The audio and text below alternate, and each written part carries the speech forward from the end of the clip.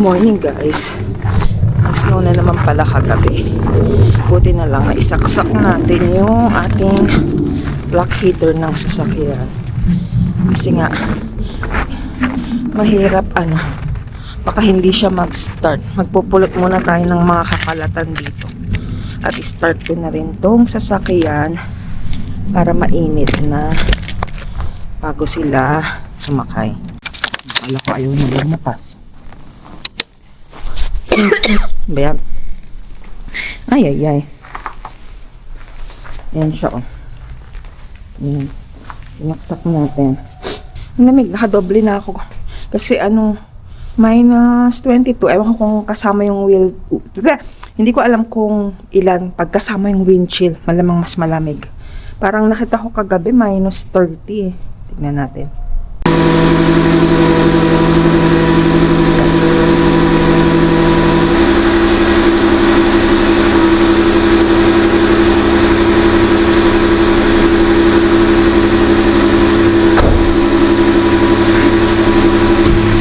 Bilis ng oras.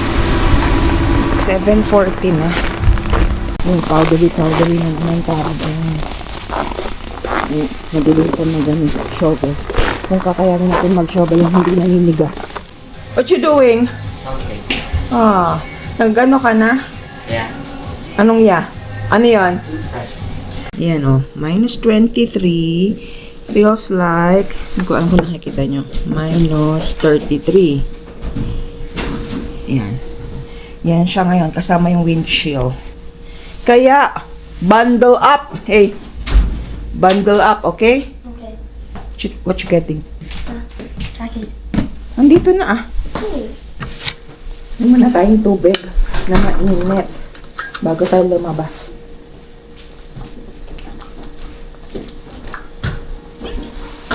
Ay, sarap.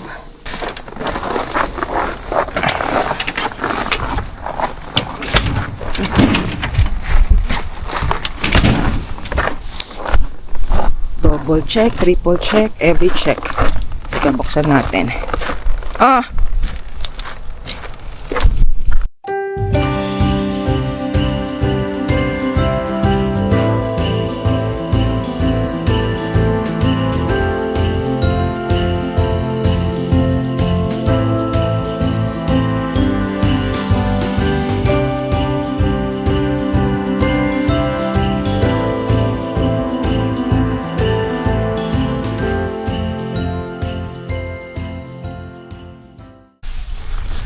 Diba?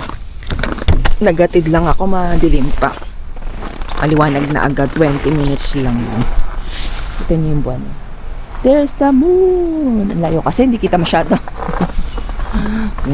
Ganda.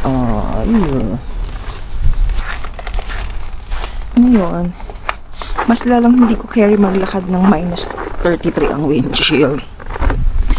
So, maglilinis na lang tayo ulit ngayon at maglalaba. Kasi Thursday na naman, day off na naman natin. Dahil half day na naman ang mga bagets. Ay. Di bale, nalagay naman namin sa daycare si Myla sa Sabado kasi magpa-party si Kuya. So, para hindi mangungulit. Sorry, we can't go outside. It's too cold. Wala ka pang boots. Papagalitan na naman ako ni tatay. Sabi, ba't di mo pa binibili ang boots ni Milo? Oh no! Ha? It's too cold. It's minus 33. Ha? It's minus 33. We're just gonna stay here. Maglilinis nanay tsaka maglalaba, okay? Kawawa naman to, ilang araw nang hindi lumalabas ulit. Kasi nga, pagpagod na sa work, diba? Tapos, saglit lang naman yung pahinga ko pagkagaling sa work, susundo na naman, ganyan. Tapos malamig na sa gabi. Diba? Ang daming ganap. Diba ang daming ganap?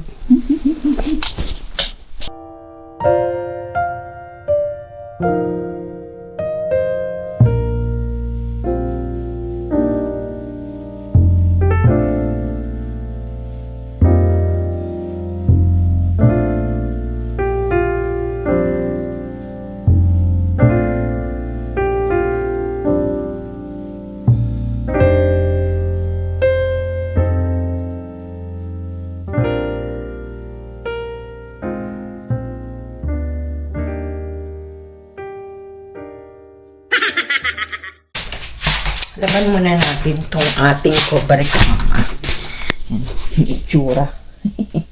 Dog waters na. To ayaw ko dito pag nagtatanggal mga ganyan, yung static. Nakakagulat, para ka nakukuryente. So, lalaba ko muna yan. Tapos, ayusin ko yung kwarto ni Kuya para maiayos niya yung bed niya ng maganda. May time na ayusin yung bed. May time na pag nagmamadali, walay na. Ayan, syempre magulo pa rin ang aming basement. Pero dahil dito nga magse-celebrate si Kuya ng birthday, tatamba ko muna sa magulo ng tambakan. Kita nyo naman tong isang kwarto na to. Look at that, diba? Ayan yung tinanggal sa mga bintana, yung ano yan, sobra dun sa carpet na ginawa dyan, yung mga idodonate. Ang gulo dito eh, so pasensya na kayo. Diba? Andyan yung ano ni Milo, na bihira naman na niyang gamitan. Pero pumupunta siya dyan pagka-trip niya pag nandito ako sa nagla-laundry. Ito yung aayusin ko na sa bin bag kasi nilabhan ko. And he's here. Oh, see? Na sobrang itim. Ano? Gusto mo dito? Naku naman. Maglilinis tayo. Oy, saan ka pupunta? Sa magulong kwarto?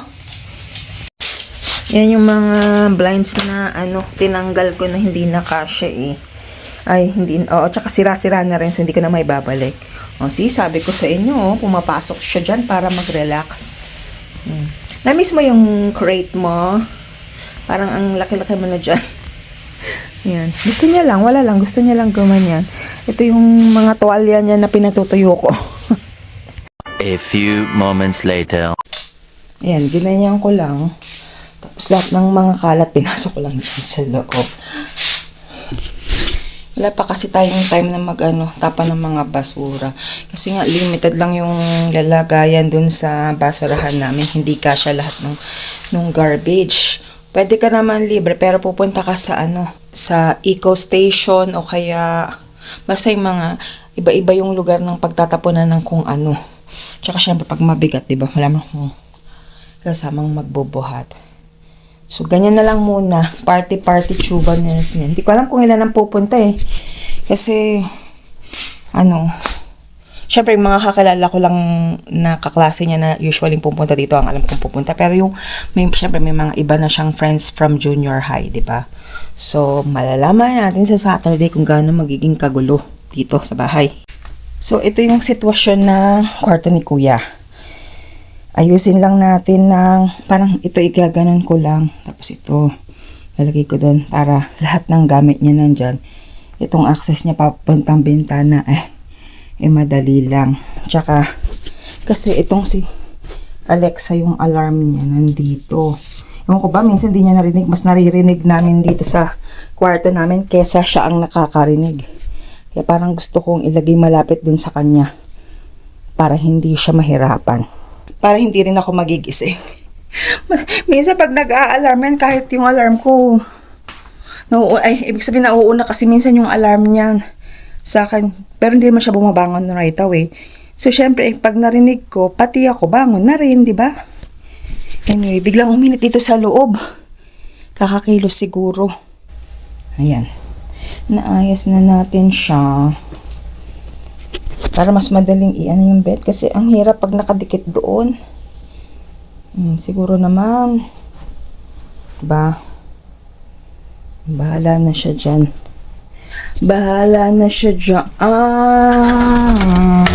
Naipalitan na natin yung ating beddings. Nakapagtupi na rin ako ng mga labada. Now, ang next natin gagawin ay magluluto ng dinner.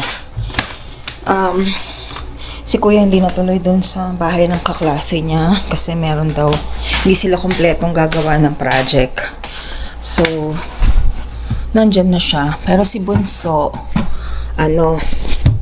niyakag naman ng kaibigan niya kasi last Thursday, yung kaibigan niya yung nandito.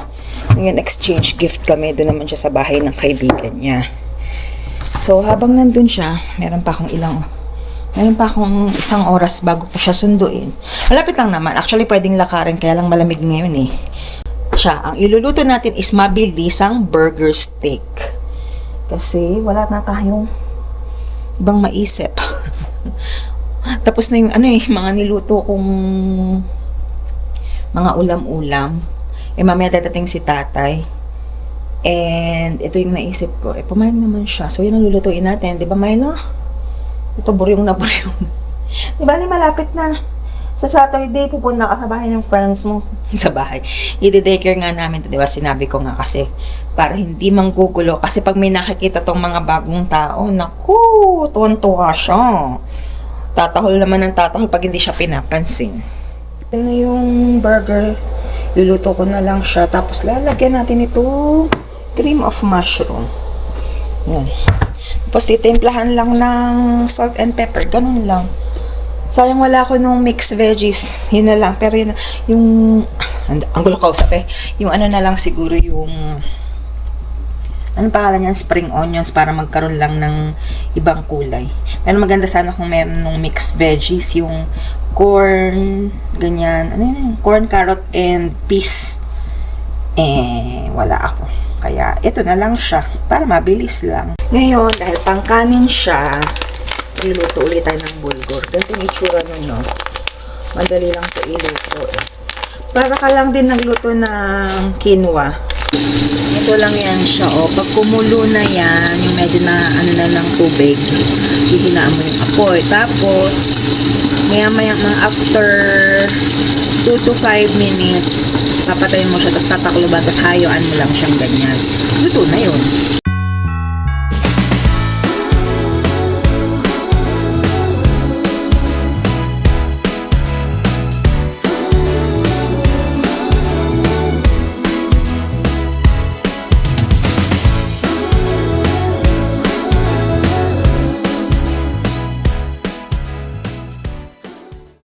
Ito na siya, guys. Nilagyan ko lang itong spring onions para lang sa kulay. Ang pangkanin. So, ito yung aming bulgur. Tcharan! Ito naman yung sa mga bagets na kanin. Dumating na yung early Christmas gift niya from Amazon. Hindi ba yun magtatanggal-tanggal? But do you like it? Ayaw mo ganyan, hindi masisi... Ay. Oh. I can fix it. Oh, sure ka? It's stretchable. Mahilig to sa mga fluffy things eh. Are you happy? Yeah.